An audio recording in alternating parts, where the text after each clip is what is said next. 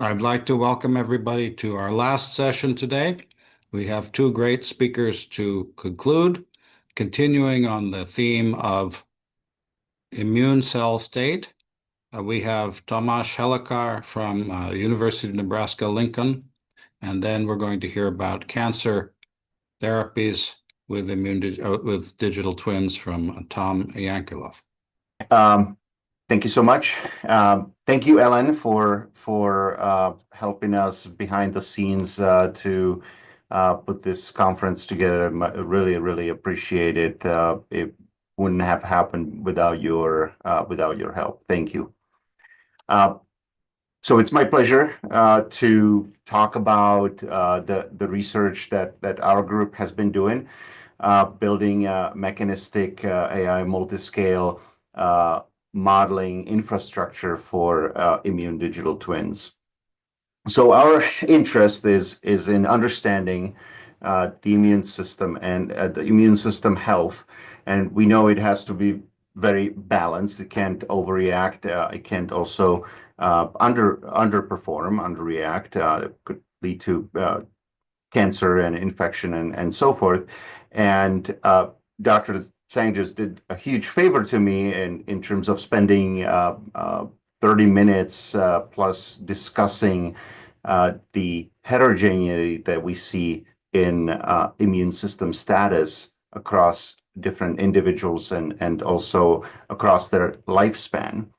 And so that this poses one challenge in understanding the balance of one's immune system.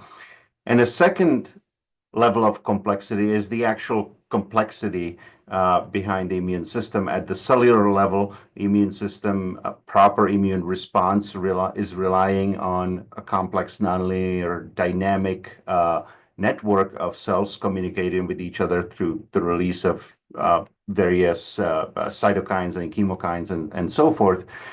But then if we zoom in into every one of these cell types, we have even more nonlinear network processes, whether it's metabolism, signal transduction, gene regulation, that give rise to the actual proper response and function of each individual cell. And so what does a balanced or healthy immune system look like is a challenge. And because we don't really understand what that looks like when it comes to treating immune-related conditions, we're playing this whack-a-mole game, right? For example, IBD patients don't respond. 40% of IBD patients don't respond to the first line of therapy, and so then after that, it's basically a trial and error to get the patients proper treatment. And so our goals are to develop a scalable and a patient-ready immune digital twin infrastructure, use this infrastructure to be able to help in efforts like Dr. Tsang's in terms of characterizing and quantifying immune system health across different scales, identifying biomarkers across these different molecular, intracellular, cellular scales, and enable personalized immune health prediction and forecasting and optimization, where a patient will have a dashboard similar to this, where we can quantify some immune health score, track it over time based on data that they obtain from going to their doctor annually or semi-annually, and be able to project what their immune health will look like into the future based on where they are, and be able to give them specific suggestions on how to optimize their immune system health. So our approach takes into consideration a comprehensive multiscale mechanistic model coupled with machine learning in different stages. On the left side, we have a lot of different data. I won't go through that. There are many efforts that were discussed today to generate these data. I think the Human Immunome Project mentioned during the previous presentation is going to be absolutely key for our computational efforts.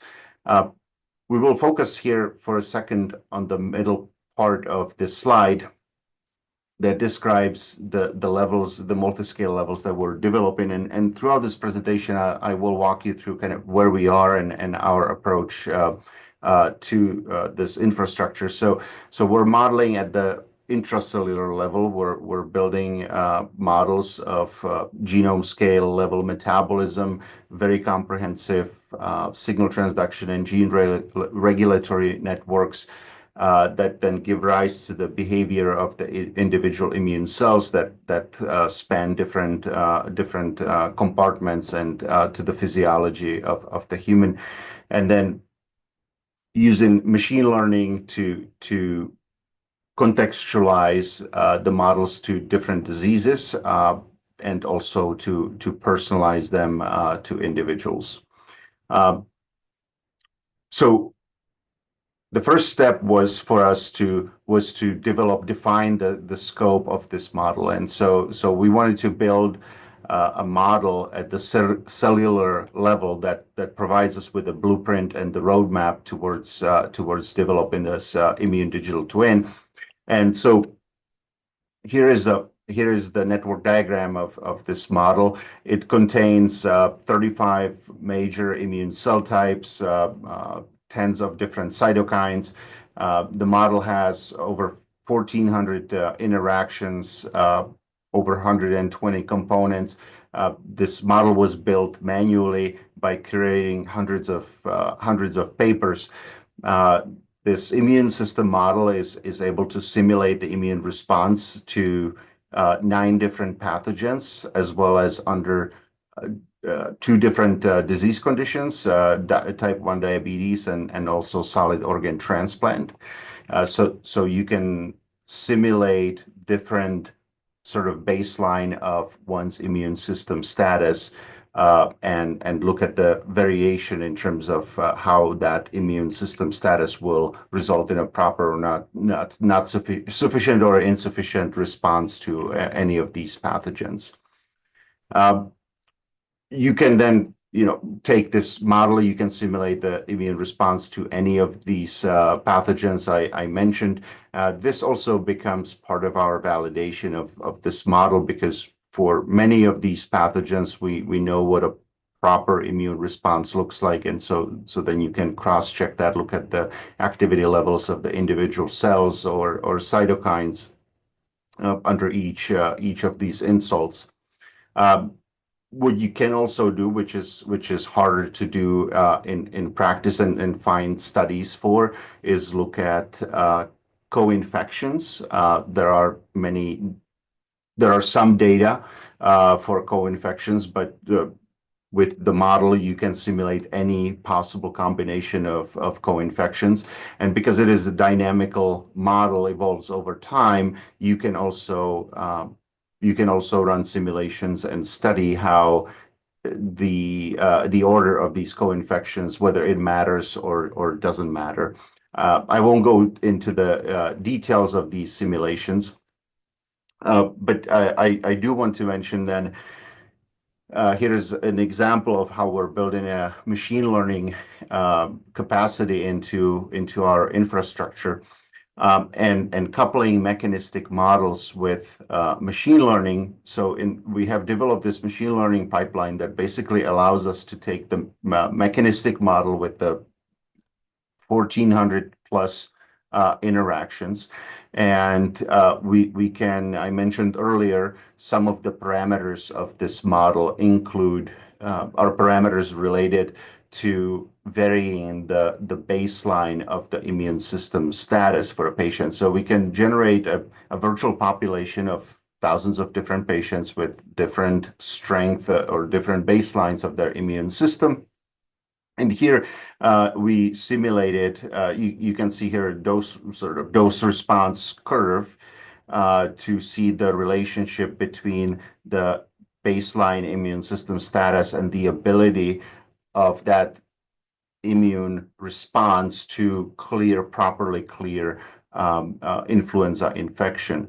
And so, as you would expect, the stronger the immune system, the higher the probability that the model will clear the influenza infection. So we use these data. The pipeline leverages a number of different machine learning algorithms, and it evaluates which ones are most useful for this particular set of simulations. And then you can predict. You can see here in this confusion matrix the accuracy of the machine learning models is quite high, and we can then use this also to identify the features or markers that are most predictive of whether that mechanistic model, given the baseline immune system status, will or will not be able to clear that particular infection. And so then we can also begin assigning scores related to the probability of one clearing that infection or resolving that particular disease. And so this pipeline, this machine learning tool enables us to operate over synthetic data generated by the mechanistic model. And in this case, the mechanistic model, again, represents that cellular level layer of the immune system. But it's agnostic in terms of what kind of data, where the data are coming from.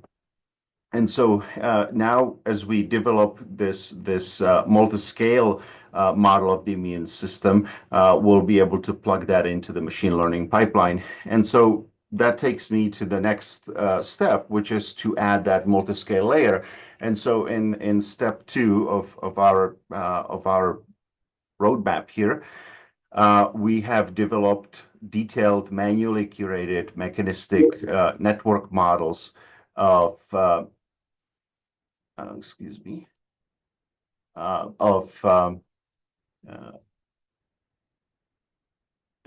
signaling and metabolic models for 35 different immune cell types. These models are manually curated, validated computationally through the literature, and every model is designed as a self-contained module. Here's an example of how these models can be used. For example, because they are self-contained, they can already be used for example, drug discovery development.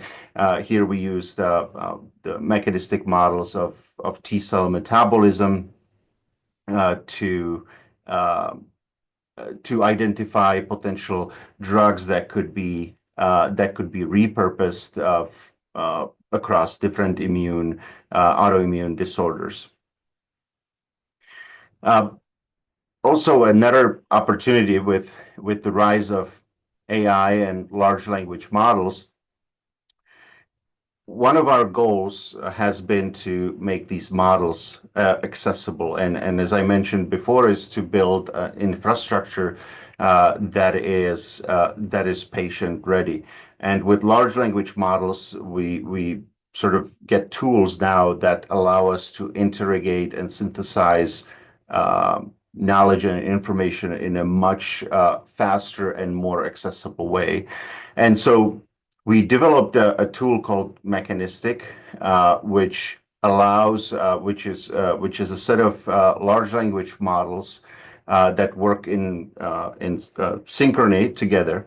And so you can basically submit two mechanistic models, one model that represents some sort of a disease state, and one that represents the mechanistic model of a healthy patient. And you can ask Mechanistic to run simulation to basically identify potential drug targets and compounds that can bring the diseased mechanistic model to look more like the healthy one. And so we have two agents here that work together. We have an architect agent and we have a reviewer 2. agent that develop a plan, design the sequence of the analysis, and then they execute the pipeline and develop a report in the end. To do that, we built tools that these agents can operate over, tools that allow them to manipulate, to set the in silico experiments, manipulate the mechanistic models, generate the data, analyze the data, and then go to PubMed and PubMed Central to correlate the results with the broader literature and ground it also in the literature. And we always hear about and we see potential issues with hallucinations of these large language models. But what we have found is that because our large language model system is grounded in the mechanistic model, which is sort of the closest to the ground truth in terms of the mechanism, because it comes from the literature, it's manually curated. We see very little hallucinations in the responses that we get. Here is an example of some output from Mechanistic, where we gave it arthritis, a metabolic model, and a healthy model, and we asked it to identify potential drug targets.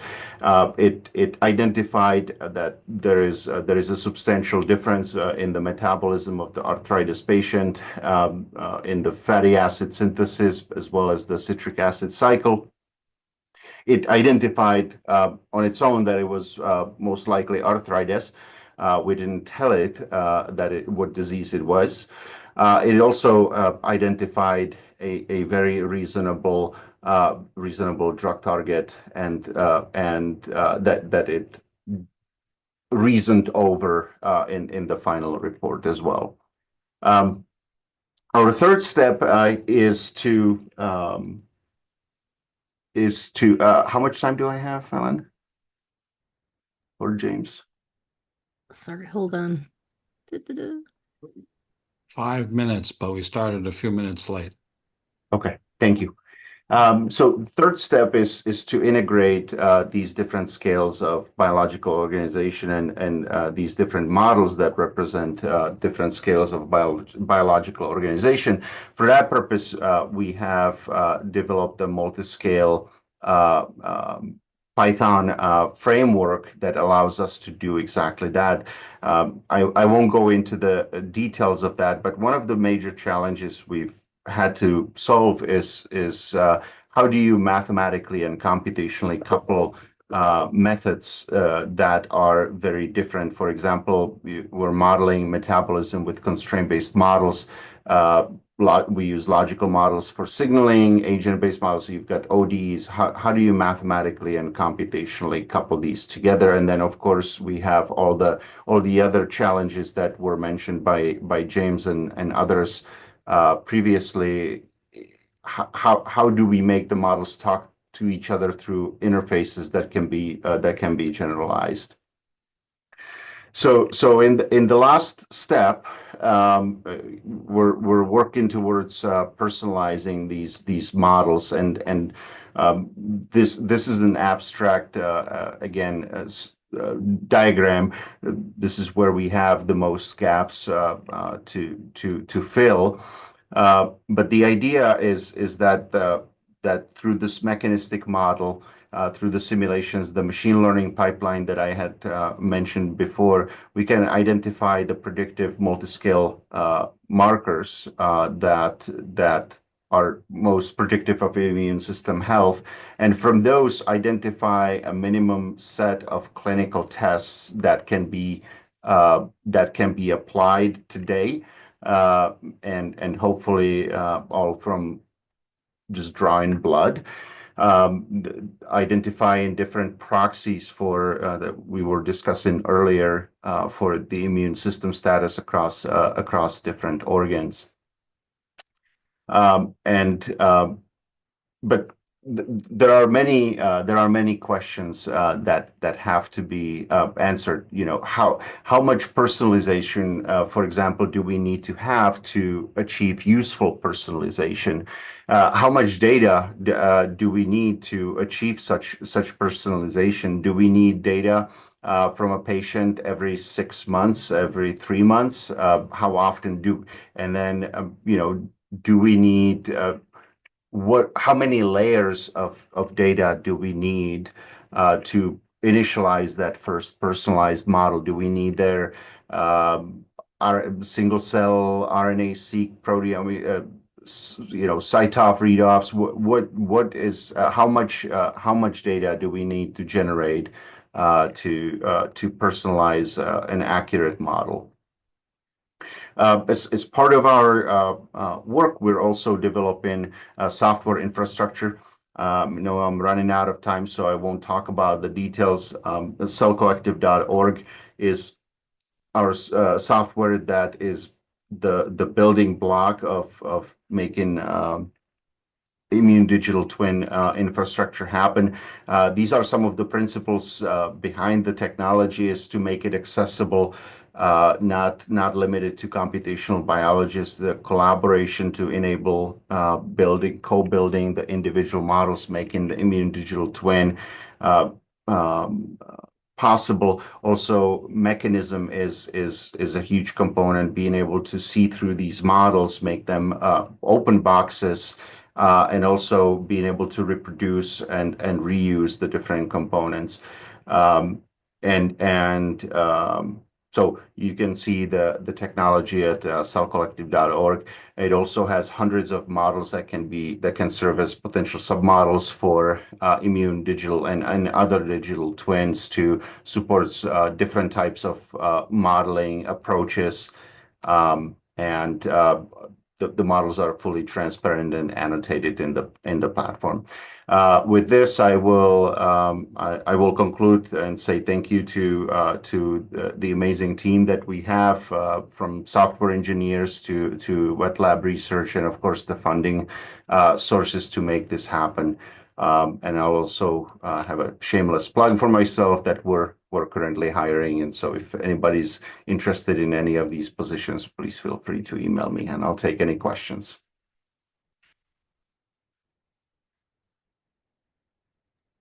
Okay, thank you. There's a question in the Q&A. For your mechanistic model framework, can you elaborate a little more about how the mechanistic model constrains the two inputs of health and disease states? Is it architected more as a physicist, biologically informed neural network, or is the 35-agent mechanistic model kept more intact and loosely coupled with AI agents? Yeah, so they are coupled mechanistically. So for each intracellular model that's manually curated. So we have defined the scopes, basically, what signaling pathways are the most key for a T cell to be able to achieve the appropriate response.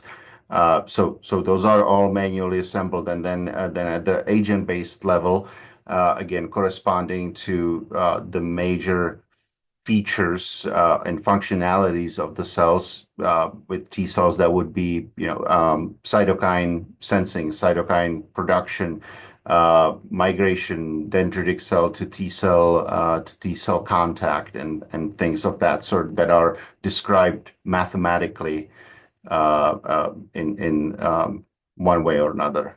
Okay, thank you.